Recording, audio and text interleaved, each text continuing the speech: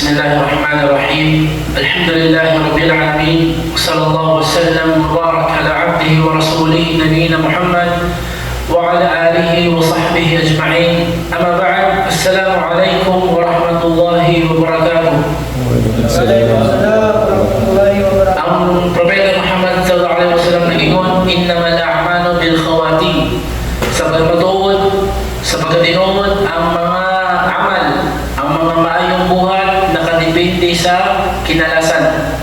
Alhamdulillah, karong gabi unang makisulat sa Islam o ang unang gabi sa kinalasan nga mga pulo kagabi sa bulan sa Ramadan. O kining pulo nga gabi sa bulan sa Ramadan, kaning kinalasan nga pulo kagabi sa bulan sa Ramadan, mao kani siya ang pinaka-the best nga mga gabi sa tibuok Ramadan. Ang mga nilabay nga mga gabi sa Ramadan o adlaw sa Ramadan, tanan to mga maayong mga adlaw gabi kay sud sa Ramadan, pero karong gabi una o sa umaabot pa nga pulo ni kagabi mao ang pinakamaayo nga gabi sa bulan sa Ramadan. O sama sa gingon ni Propeta Muhammad sallallahu alaihi wasallam, innamal a'malu bil khawatim, sa pagmatuod ang mga binuhatan nakadepende sa kinalasan. So bisan pag unsa nimo ka pugihan sa permero, pero pagabot sa kinalasan ikaw nagtinapulan, so useless ra gihapon to siya. O kung ikaw nagtinapulan sa permero o sa kinalasan, nibawi ka, naningkamot ka, nagsala ka og tahajjud, nagsala ka, nagbasa ng Quran, alhamdulillah, the best. Kung mabawi pa nimo itong mga kapakyasan nimo sa niaging nga mga adlaw. Alhamdulillah, ang ang kinalasang pulo na gabi sa bulan sa Ramadan na kaisuran sa Islam, na dinhi ang gitawag nga Laylatul Qadar. Ang Laylatul Qadar mo na siya ang gabi sa Qadar. Nagpisaya naman yung karong Tagalog na no? Okay lang, may talang mabawi bro. Tagalog na lang nato. Hindi. Subhanallah. Tayo, sa huling 10 gabi ng Ramadan na kapatid sa Islam, dito napapaloob ang tinatawag na Laylatul Qadar. Layla, gabi. Qadar, pagtatakda. So tinawag ito ng Allah na Laylatul Qadar, gabi ng pagtatakda.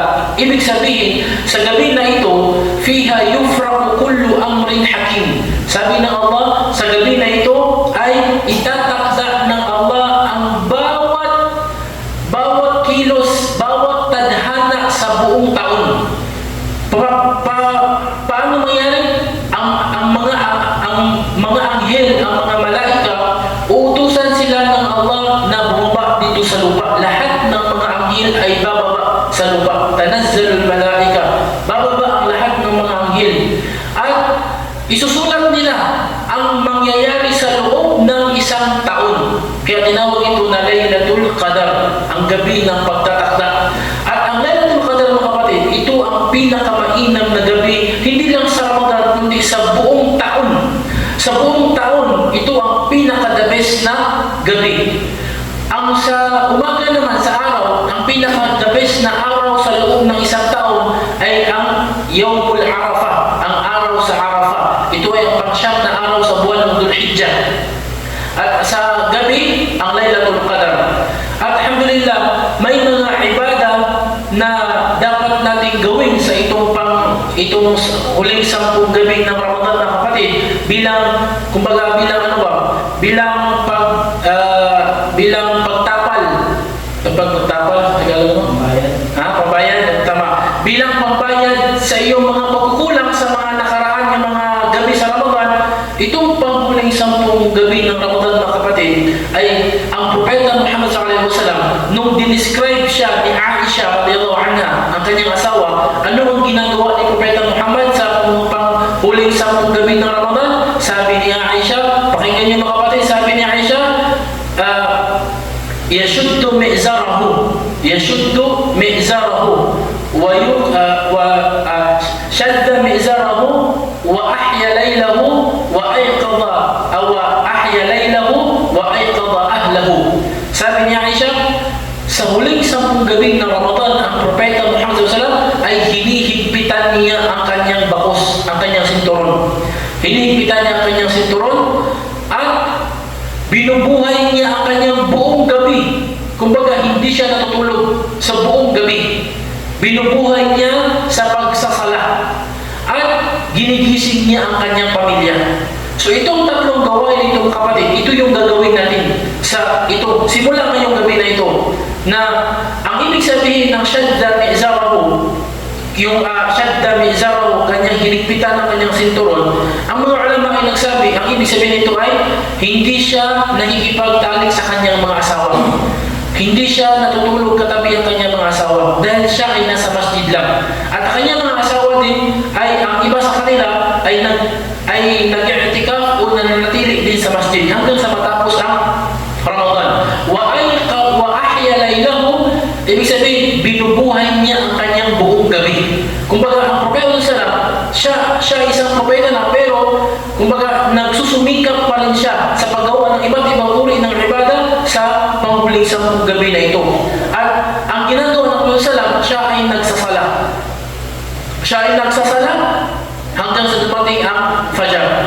Ngunit ang pagsasala, mga kapatid, ang pagsasala ng Tarawih at ng Tahajjud sa last 10 days ng Ramadan ay nasa 4 na sitwasyon o 4 na klase o 4 na uri.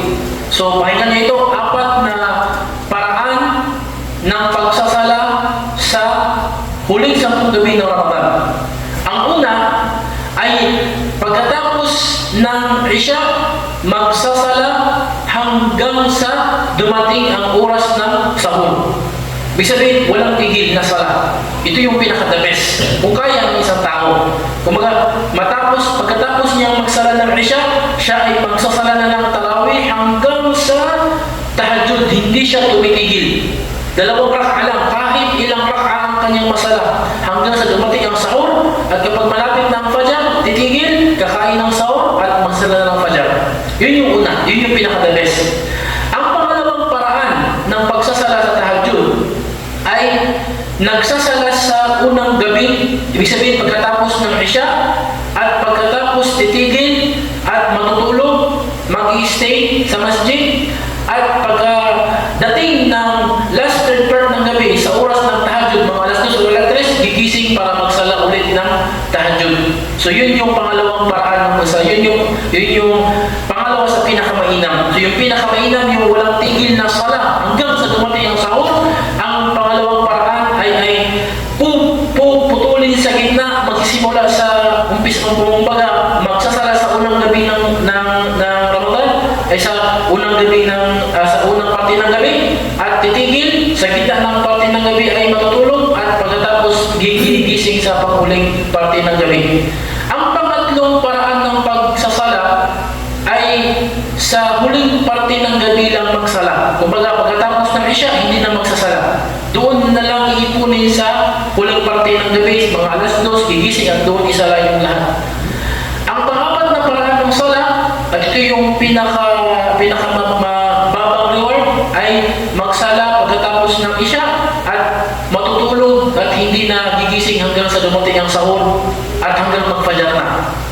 So ito yung 4 na paraan ng pagsasala. Ang ginagawa natin dito sa masjid, mga kapatid, ay yung pangalawang paraan ng pagsasala. Pagkatapos ng Isya, tayo ay magsasala ng Tarawih at pagkatapos titigil. So kakain, matutulog, basa ng Quran, pero maya-maya inshallah mga alas 2, gigising na naman para ipagpatuloy ang sala. Yun yung pangalawa sa pinaka-the best na paraan ng pagsasala. Kasi hindi natin kayang gawin yung unang paraan na pagkatapos ng Isya, wala nang hinto, sala, hanggang dumating yung sahur.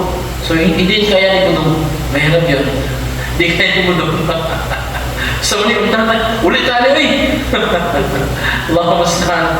So, yun yung mga kapatid. Bakit yung ginagawa ni Propeta Muhammad SAW? Ano yung inaabangan ng Propeta SAW? Inaabangan niya ang pagpasok ng Laylatul Qadar. Kasi hindi alam kung saang gabi ang Laylatul Qadar. At bakit inaabangan? Dahil ang Laylatul Qadar, mga kapatid, kapag nachimpuhan mo ito na ito ay nagsasala, subhanallah, ang reward ng iyong pagsasala ay mas mainam pa sa 1,000 months na umabot siya ng mas, kumbaga, sobra 80 years ng pagsasala. yung taong halimbawa, magbigay ka ng halimbawa ng tao. Isang taong nagsasala siya palagi sa loob ng 80 years. Gano'ng kadami ang kanyang reward? Di ba sobrang dami ang kanyang reward? Pero malalampasan mo yun sa isang gabi lang. Kumbaga, isang gabi lang ng pagsasala ng tahajjud. Subhanallah, ang gantimpala mo hindi 82 years, kundi mas mainam pa. Mas mainam pa, depende kung ilan yung ibibigay ng Allah sa'yo. So isipin mo yun, kahit ikaw sa sarili mo, hindi mo kayang magsala sa loob ng 80 years. Straight 80 years na nagsasala ka, hindi mo kaya yun. Kung ano yung gantimpala na makukuha sa 80 years, napakahirap gawin. At baka hindi ka abutan ng 80 years. 80 years. Baka hindi ka abutan ng kahit 50 o 60. Diba? Pero subhanallah, sa isang gabi lang, pagsakripisyohan mo lang. Sa isang gabi lang, subhanallah, kapag natsambahan mo na ikaw ay nagsasala at Laylatul Qadr sa gabi na yun, subhanallah, ang gantimpala mo ay mas mainam pa sa 82 years or 83 years. Alhamdulillah. Kaya mga kapatid sa Islam, ang ginawa ni Propeta Muhammad SAW, kumbaga, isa sa mga ginawa ni Propeta Muhammad SAW para maabutan niya ang Laylatul Qadr, siya ay nag-i'tikaf sa masjid. I'tikaf ang kanyang ginagawa. Ano ang ibig sabihin ng i'tikaf? Ang i'tikaf ay ang pananatili sa masjid. At ito ay may mga kondisyon, mga kapatid. Una, kailangan mong mag-intensyon na ikaw ay manatili sa masjid. Pangalawa, kailangan sa pagpanatili mo sa masjid, wala kang ibang gagawin kundi magsala, magdikir at magbasa ng Quran. Hindi ka pwede makipagpintuhan. Hindi ka pwedeng maglaro ng cellphone. Hindi ka pwedeng, kumbaga, gumawa ng ibang gawain maliban sa tatlo na ito. Ang pagsasala, ang pagdikir, at ang pagbasa ng Quran. Yun yung pangalawa. Pangatlong kondisyon sa i'tikaf, hindi ka pwedeng lumabas sa masjid hanggang sa ito ay kinakailangan. At yung ibig sabihin ng kinakailangan, kapag ikaw ay kakain lang. Kung walang maghatid sa iyo ng pagkain. Pangalawa, kapag ikaw ay magsisiya o magwudu, yun lang. Pero sa ibang bagay, hindi ka pwedeng lumabas sa masjid. Kapag lumabas ka sa masjid, nasira ang pag-i'tikaf mo. Kailangan mong mag-intensyon ulit, kailangan mong pumasok ulit sa masjid at mag-intensyon ka ulit. Ngayon, ilang oras ang i'tikaf sa masjid? Ang mga ulama ay nagsabi, ang i'tikaf sa masjid, ang kanyang pinakamataas ay ubusin mo yung huling 10 gabi ng Ramadan. Pati yung mga araw, nasa loob ka ng masjid. Subalit kung hindi mo kaya, ang mga ulama ay nagsabi na walang limit ang pinakamaliit. Basta sa tingin mo ay ikaw ay nakapag-i'tikaf. Halimbawa, gusto mo manatili sa masjid sa isang gabi lang. Sa isang gabi lang, walang problema, okay na yun. Tulad ng ginagawa ng isa sa mga sahaba ni Propeta Sallam, itong sahabi na ito, mga kapatid, itong tao na ito ay nakatira siya sa Badu, kumbaga sa gitna ng disyerto. Ngayon, hindi siya pwedeng umalis sa kanyang nasyon, sa kanyang tribo, kasi kumbaga siya yung imam doon. Pero sa last 10 days ng Ramadan, gusto niyang pumunta sa Madina para makasama ang Propeta Muhammad sallallahu alaihi wasallam. Subalit hindi niya kaya kasi hindi niya maiwanan ang kanyang tribo niya. Hanggang sa kinausap niya ang Propeta Muhammad, sabi niya, "Ya Rasulullah, gusto kong maabutan ang Laylatul Qadr. Kaso lang hindi ako makapag-i'tikaf sa masjid. Kasi busy ako. Meron akong hinahawakan na nasyon. Bigyan mo ako ng isang gabi, Ya Rasulullah, na sa tingin mo ay yun yung Laylatul Qadr at sasadyain ko na pupunta ako doon sa masjid, doon sa Madina." So sabi ng Muhammad sallallahu, pupunta ka sa ika-23 ng last 10 days. Ika-23rd. So ika-23. Pumunta ka. So yung ginawa ng sahabi na yun, nagpaalam siya sa kanyang pamilya, sa kanyang nasyon na sa gabi ng 23, pupunta ako ng Madina at doon ako matutulog sa masjid. Ang ginawa ng tao na yun, after asar, siya ay sumakay na sa kanyang kamilyo at pumunta na siya ng Madina. Dumating siya sa masjid ni Propeta Sallam bago pa dumating ang oras ng iftar. Bago pa nag-iftar, ang mga Muslim, bago ang Maghrib, pumasok na siya sa masjid. At doon na siya nag-iftar at nagsara sa masjid. Kanyang itinali ang kanyang kamilyo sa labas ng masjid at hindi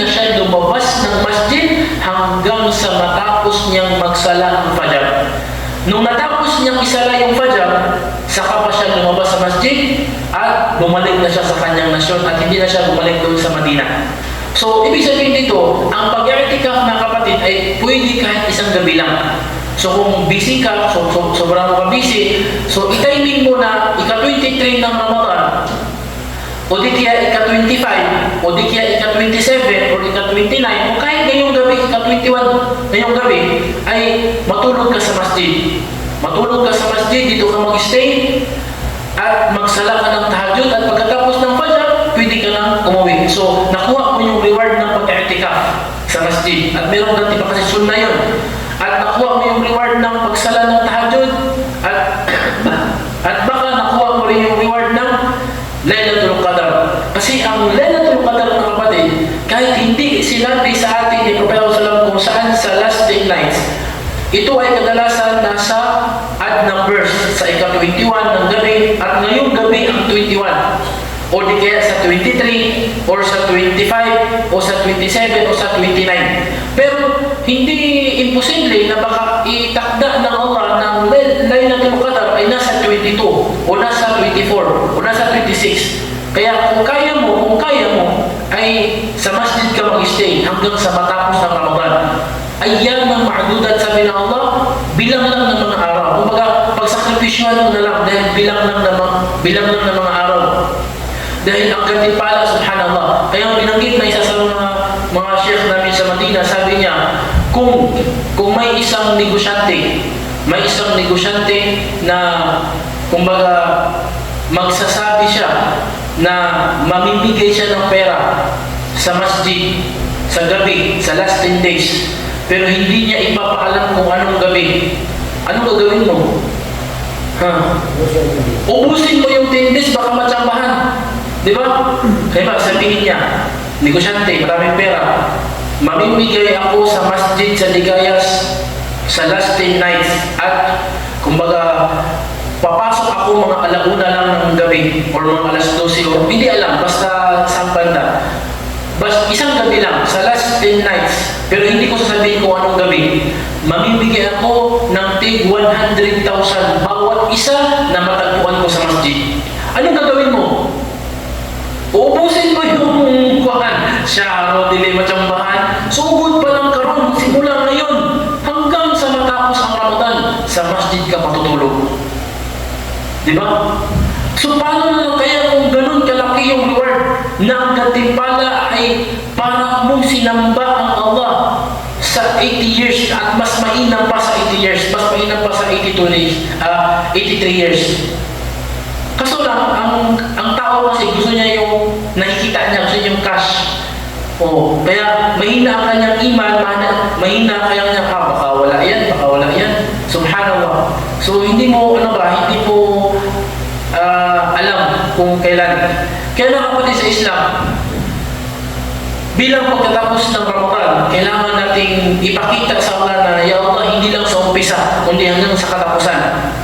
Kaya mga kapatid sa Islam, kung makikita ninyo sa umpisa ng Ramadan, maraming nagsasala sa masjid, pero nung malapit na matapos, ay wala na, konti na lang nag-i-iftar, pati yung pagkain sa iftar, konti na lang din. Maraming nag-reglaw, bakit konti na yung pagkain sa umpisa, marami. Ganun talaga. Yun yung pag malapit na matapos ang Ramadan, kukunti na lang yung lahat ng bagay. Subhanallah. Allahu Akbar. Kaya, subhanallah, samantalahin natin mga kapatid ang last 10 nights ng Ramadan. Kahit man lang na mag-i'tikaf ka ng halimbawa 3 oras lang o magsimula ka ng alas 12 o alas 12 ng gabi, dito ka matulog sa masjid hanggang Fajr. So, consider na yun na i'tikaf. So, sa buong gabi, straight mo. Sa buong gabi, hanggang sa matapos yung, kung baga sa buong 10 gabi ng Ramadan, straight mo na kahit mga 2 hours lang or kahit sa tahajjud lang, alas 2 lang. Pumunta ka sa masjid ng alas 2, magsala ka, malay mo. Imposible, hindi mo matsambahan, simula ngayong gabi hanggang sa matapos. Alas 2 lang, kung hindi mo kaya mag-stay sa masjid. Napakalaking bagay na yun na kapatid. Kaya, ang isang matalinong Muslim, siya yung Muslim na laging sinasamantala kung ano yung mas malaki ang gantimpala. Kaya naway ipabilang tayo ng Allah sa mga matatalinong mga Muslim. At hindi yung mga pabaya at mga tamad at mga Allah musta'an. Allah musta'an. Kaya mga kapatid sa Islam, sa pagtatapos ng Ramadan, ay naway meron tayong nakuha na aral sa Ramadan. Hindi yung gutom lang, uhaw lang, kundi may mga aral na tinuturo ng Ramadan at naway naging baon natin kahit patapos na ang Ramadan. Wallahu ta'ala alam, wa sallallahu ala nabiyyina Muhammad wa ala alihi wa sahbihi ajma'in. Wa akhir dawana anil hamdulillahi rabbil alamin. Assalamu alaikum wa rahmatullahi wa barakatuh.